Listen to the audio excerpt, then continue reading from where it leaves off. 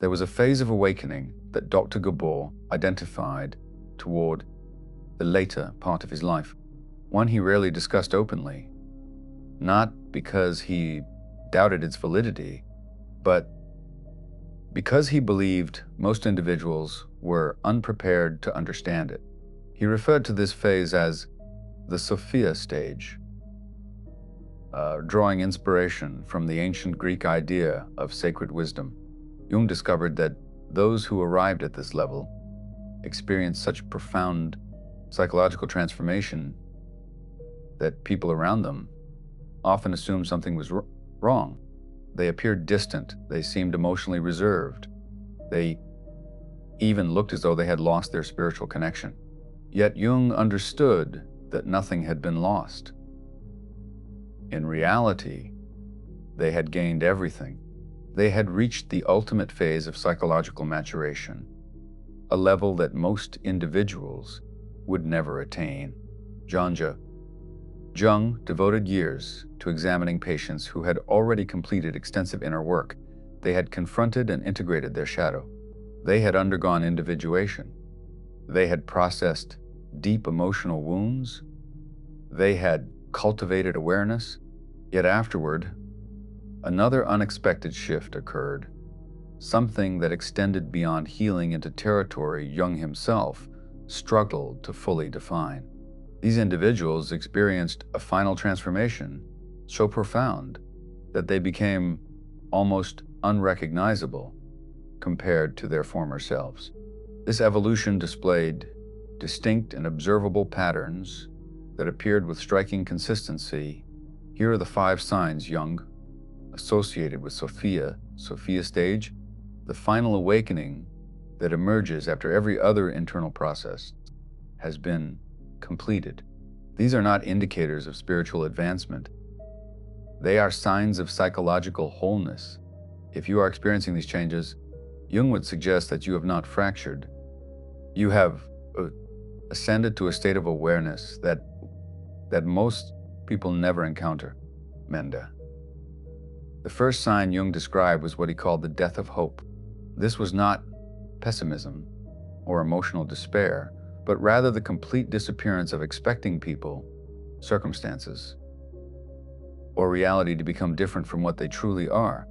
This absence of hope generated a level of clarity so intense that observers often interpreted it as surrender or negativity. Jung noticed that before reaching the Sophia stage, even highly self-aware individuals still carried subtle strands of hope that their families might eventually understand them, hope that damaged relationships could be repaired if enough effort was made, or hope that society might evolve toward greater awareness if enough individuals awakened. These hopes were not irrational. They represented the psyche's lingering attachment to preferred outcomes. However, individuals entering the Sophia stage encountered a profound realization. At some point, they would simply awaken and recognize that hope had vanished, not through heartbreak or defeat, but through clear perception. They would observe their family systems with such precision that believing in their transformation became impossible.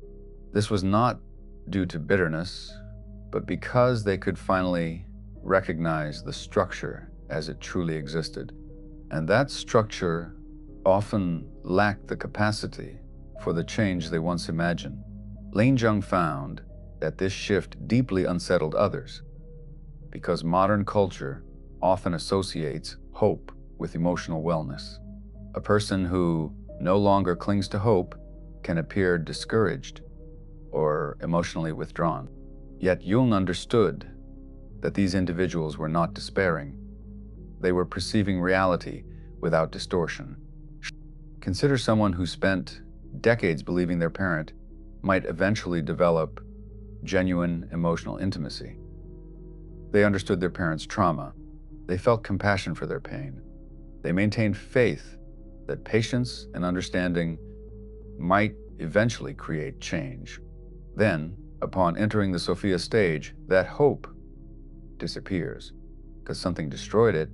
but because they finally perceive the parent exactly as they are, not as they wish them to be. They recognize that the parent will likely never develop that emotional capacity. The psychological framework is absent. The willingness is absent. The required awareness is absent.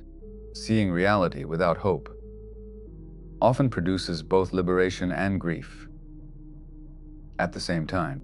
Liberation arises because energy is no longer invested in unattainable outcomes. Grief emerges because one finally mourns what will never exist instead of continuing to believe it might. Jung described this state as the wisdom of accepted limitation.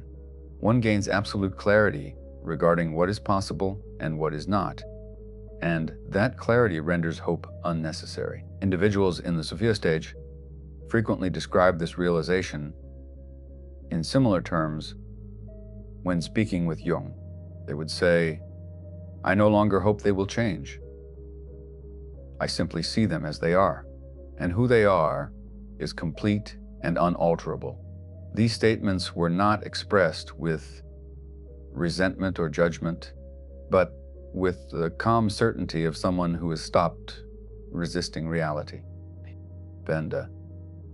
What made this sign particularly significant was its permanence. Earlier, phases of healing often included moments of clarity, followed by a return to hopeful expectation. But once someone entered the Sophia stage, the disappearance of hope remained stable. They no longer possessed the ability to hope for what they could clearly see was impossible. Jung emphasized that this was not cynicism. Cynicism represents wounded hope that has turned into bitterness. The state existed beyond cynicism. It was clear, steady acceptance of reality without emotional resistance, or the desire for it to be different.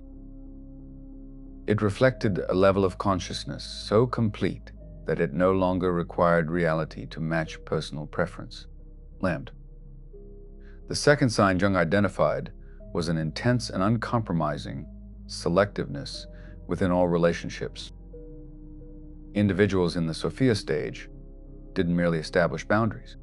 They functioned with a level of discernment so intense that their social environments often diminished to almost nothing. And this wasn't withdrawal driven by fear or unresolved wounds.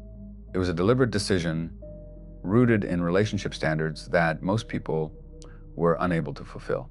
Before reaching this stage, Dr. Gabor observed that people sustained relationships for many different reasons: family expectations, social traditions, shared past experiences, guilt, the possibility that someone might change, or compassion for another person's struggles. They maintained friendships they didn't truly enjoy, but felt obligated to preserve. They tolerated relatives out of duty.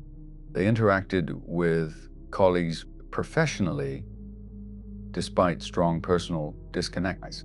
Yet, something shifted within the Sophia stage that dissolved every relationship sustained without authentic alignment.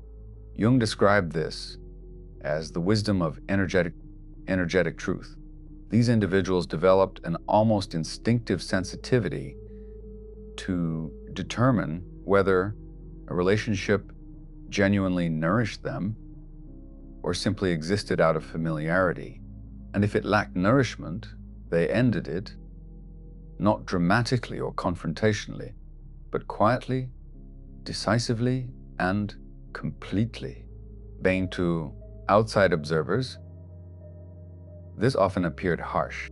A person in the Sophia stage might distance themselves from relatives without offering elaborate explanations, stop responding to longtime friends, or leave relationships that seemed stable and functional to others. People often interpreted this behavior as emotional coldness or arrogance, claiming they had changed or believed themselves superior. However, Jung recognized something entirely different. These individuals had not grown colder, they had grown truthful. They had lost the ability to pretend relationships held meaning when they did not. They no longer maintained connections out of obligation. They refused to remain in relationships that required them to suppress or reshape their authentic selves to remain accepted. Bunjung outlined what he referred to as the Sophia Stage criteria for relationships. Both individuals must possess the ability to fully see and be seen by one another. Both must embrace honesty, even when truth creates discomfort. Both must remain dedicated to personal awareness and development. Both must be capable of holding space for the other's complete humanity without demanding change. And together, they must create more energy than they drain from each other. The standard proved so demanding that most existing relationships could not withstand it.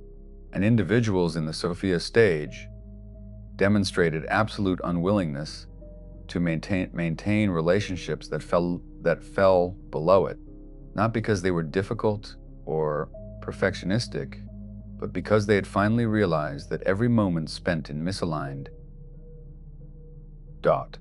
relationship steals time from the life they are genuinely meant to live. Umdia Jung noticed that this radical selectiveness often produced deep loneliness. Yet it was not the painful loneliness associated with rejection or abandonment. He described it as the loneliness of rarity. These individuals experienced solitude because their psychological evolution made truly compatible connections exceptionally uncommon. They were not incapable of connection. Rather, there were simply very few people capable of connecting with them at the level they now existed. What Jung found especially striking was that this loneliness did not damage them the way earlier experiences of isolation had. They consistently preferred the solitude of authenticity over the comfort of relationships that demanded they become smaller versions of themselves. They would rather exist alone while remaining whole than remain connected while feeling divided. And this preference became unwavering, permanent, and deeply rooted. And the third sign Jung documented was the complete cessation of trying to teach, repair, or awaken others. Individuals in the Sophia Stage entirely stopped offering guidance to those who had not actively requested it.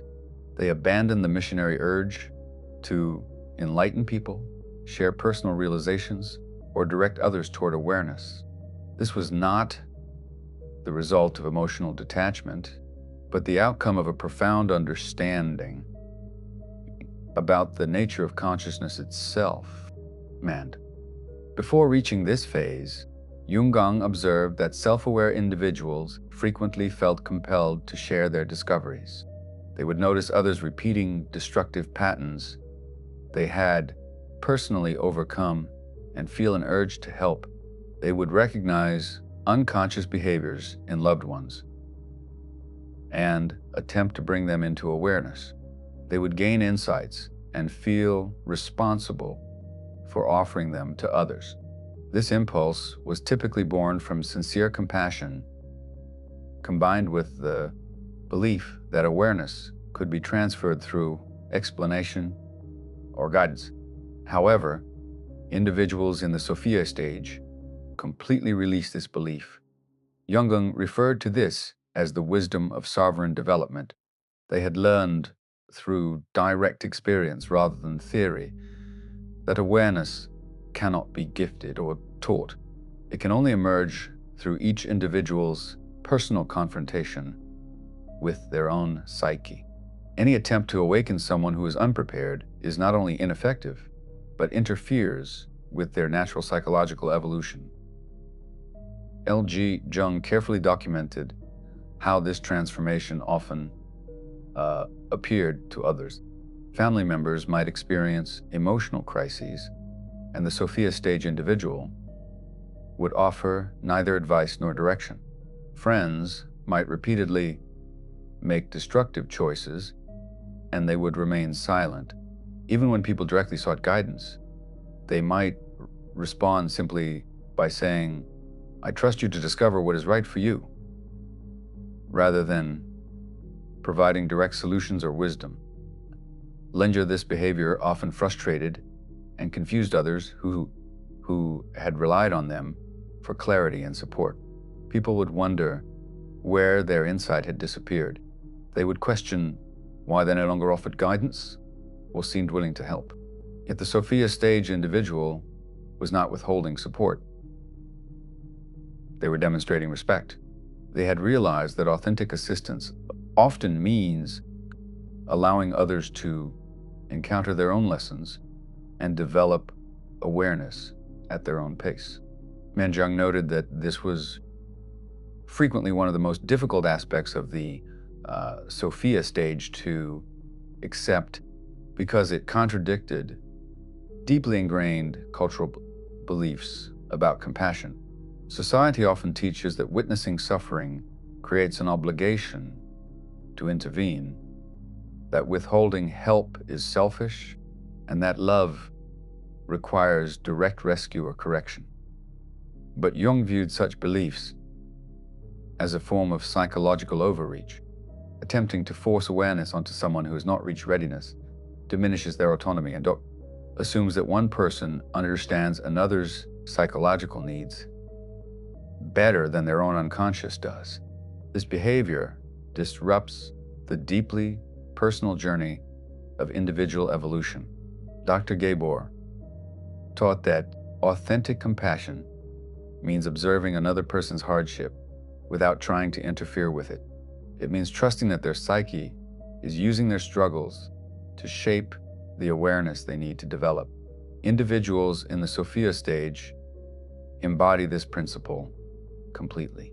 They can witness loved ones making damaging decisions while still feeling compassion, yet without feeling responsible to step in. They can clearly recognize what someone might need to learn without feeling driven to explain it. They can hold immense insight while honoring that every individual must uncover their own truth through personal experience. This dynamic produces what Jung referred to as sacred neutrality, not emotional distance, but profound care balanced with unwavering respect for another person's independent development. They care deeply enough to allow others to struggle. They trust the unfolding of awareness enough to let it occur naturally. They release the ego's desire to be the rescuer, the guide, or the awakener. Before moving forward, you might find value in exploring a new resource titled True Self-Discovery, which includes 24 practical reflection exercises inspired by Jungian philosophy and designed to help individuals navigate their inner journey. The fourth sign Jung identified was complete immunity to manipulation.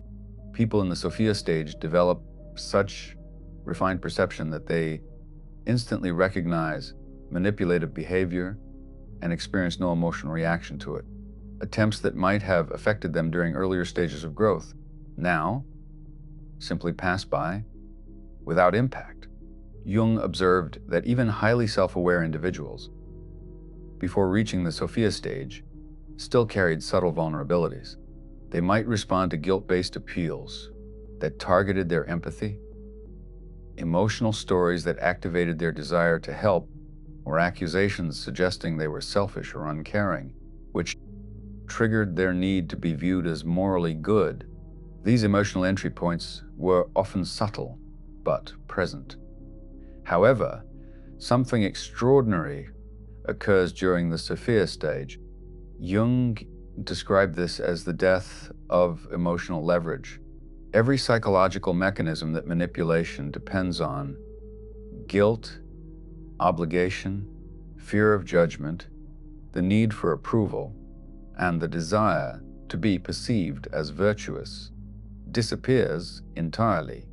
It is not suppressed or controlled, it is dissolved at its psychological core.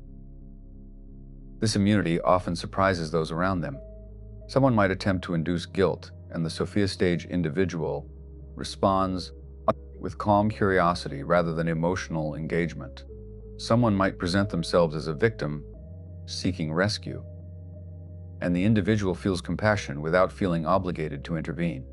Someone might threaten to withdraw affection or connection, and the response may simply be calm acceptance, genuinely felt. Manjung explained that this resistance develops through the integration of what he called the sovereign self. These individuals become so psychologically whole that they no longer depend on external validation or emotional reinforcement that could be used against them. They no longer seek approval because they possess self-respect. They no longer need to be perceived as morally good because they trust their own integrity.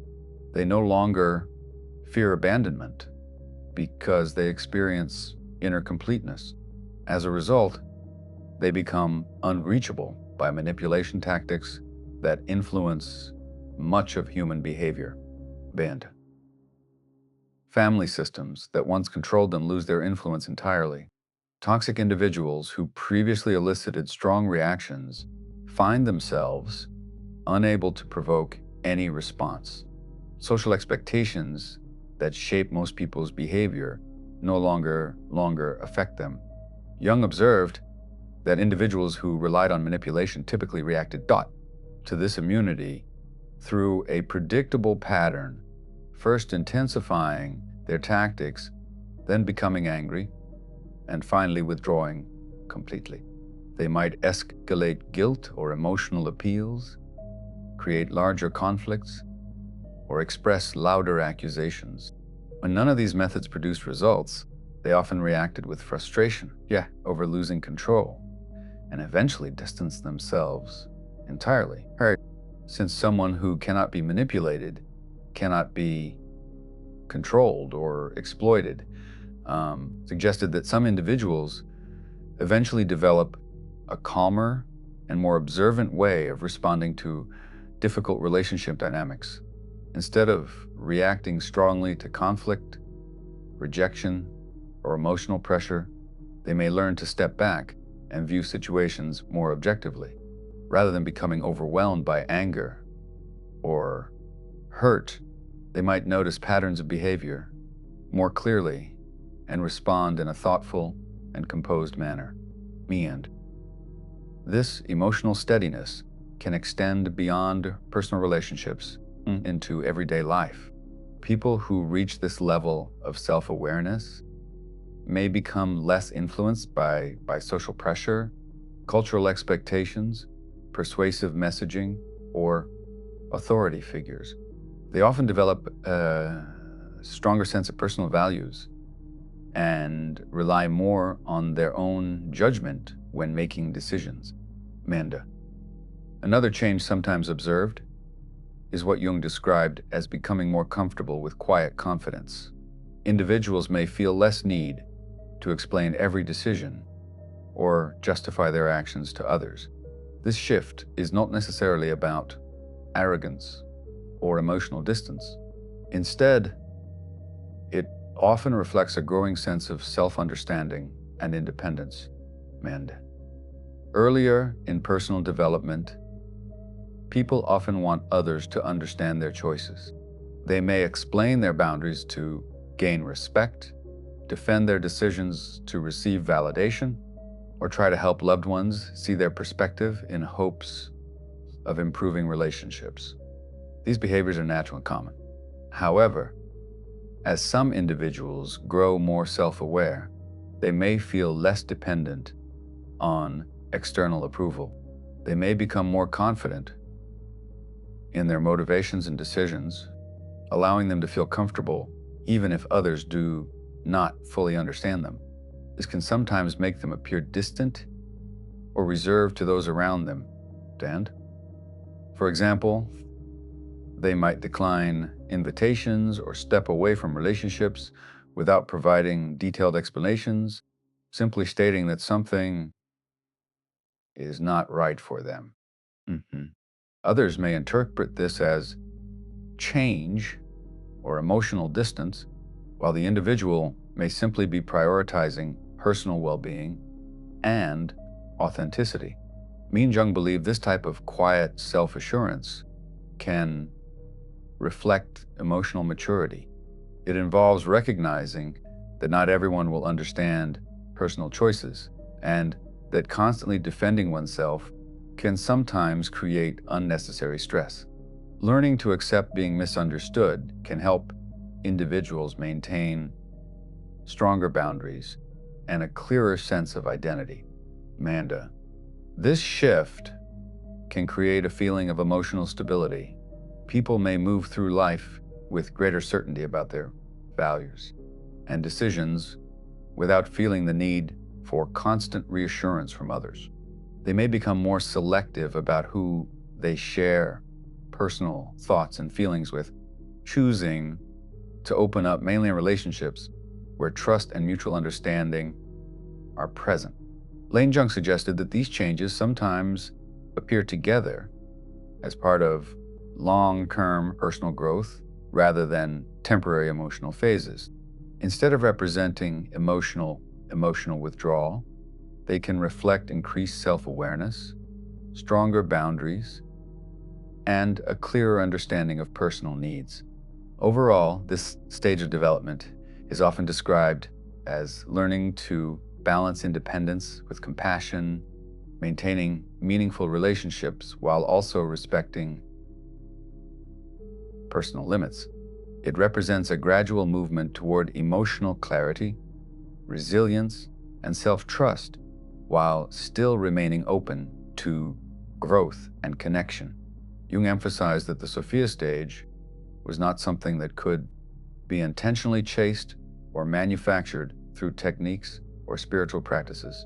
It was not a milestone that could be achieved through effort alone. Instead, it emerged naturally, after every other layer of psychological development had been completed. After an individual fully integrated their shadow,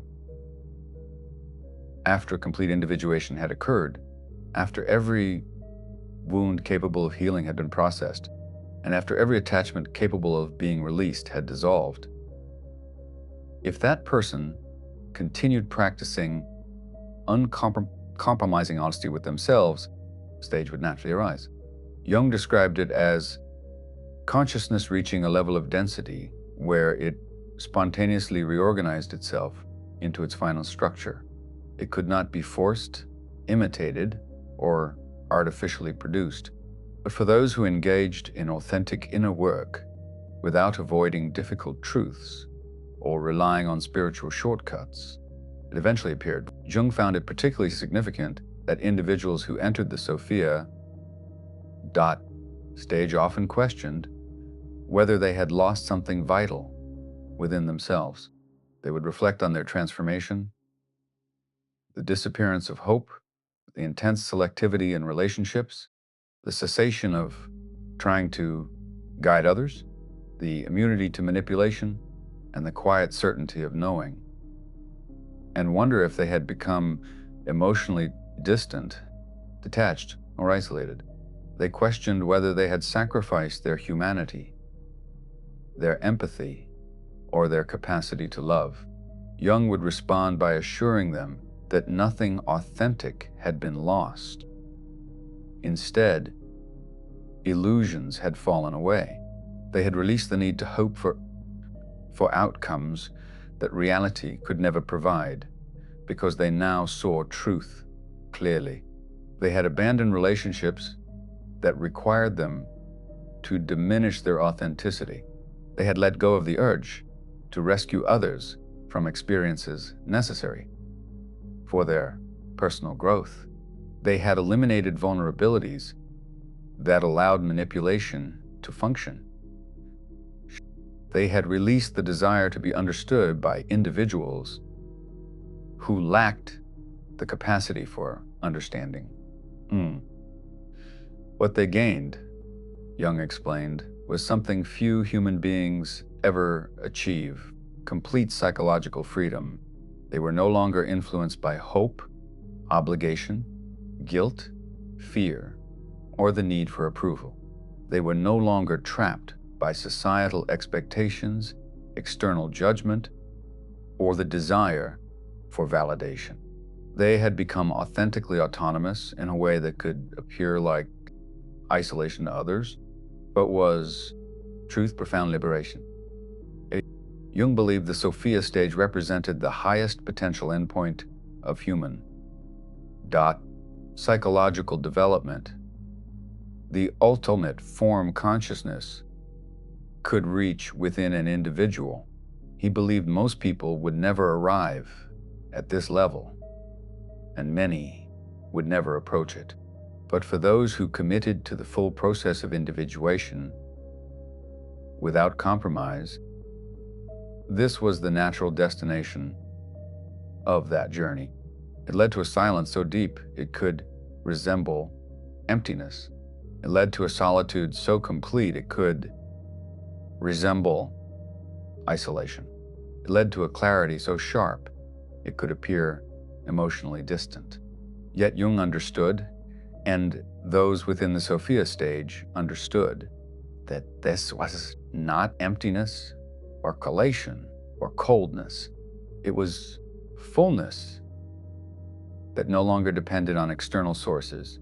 It was self-connection so complete that relationships with others became optional rather than necessary.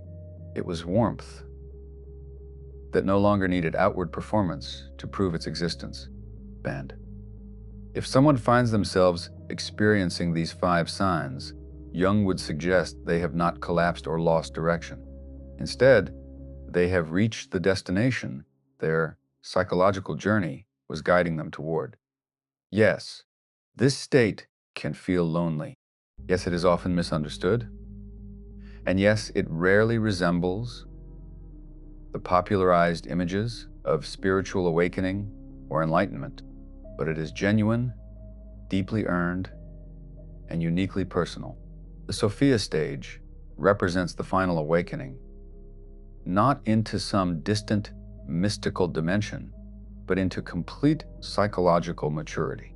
It is a state of being so internally whole that nothing is required, so perceptive that reality is seen without distortion, and so free that no external force can impose limitations. It is an arrival into a level of awareness that most individuals never experience. It is the quiet that follows a lifetime of inner noise.